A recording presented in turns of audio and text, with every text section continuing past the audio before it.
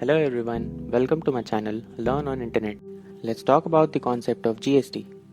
Now let's take up a simple example to understand this concept.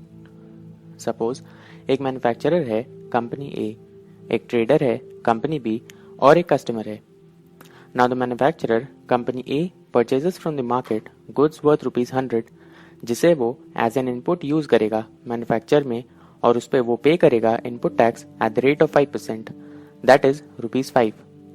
But this ₹5 will not form part of the cost of input or manufacture क्योंकि ये उसे वापस मिल जाएगा अपने customer से. यहाँ पर उसका कस्टमर है trader company B. Thus the total cost of inputs or manufacture remains ₹100.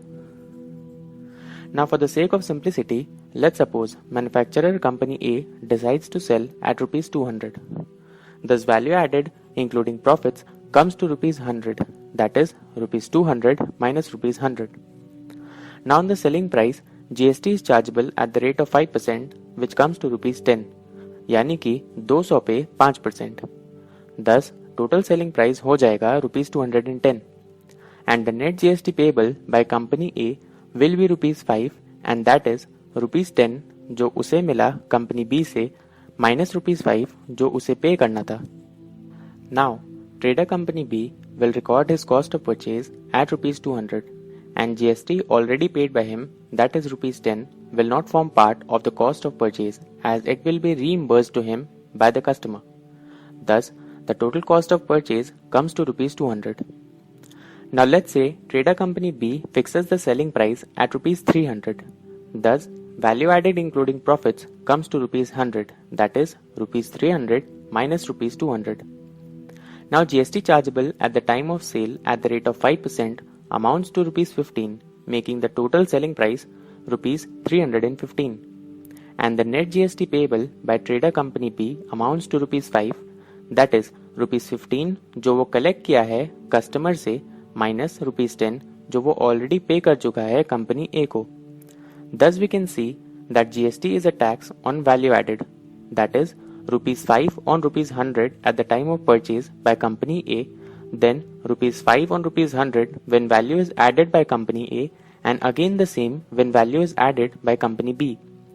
And also the customer bears the entire tax burden with no set-off facility, thus pays ₹300 as the selling price of the product and GST of ₹15 consisting of ₹5 paid by company A and ₹10 paid by company B.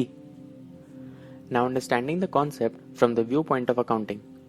जब company A purchase करेगा market से, it will make the following journal entries.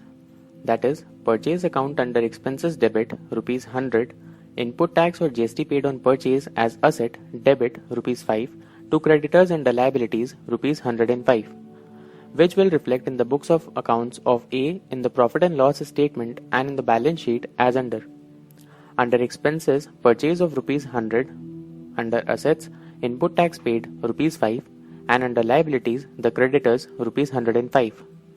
When company A will sell its goods to trader company B, it will pass the following journal entries.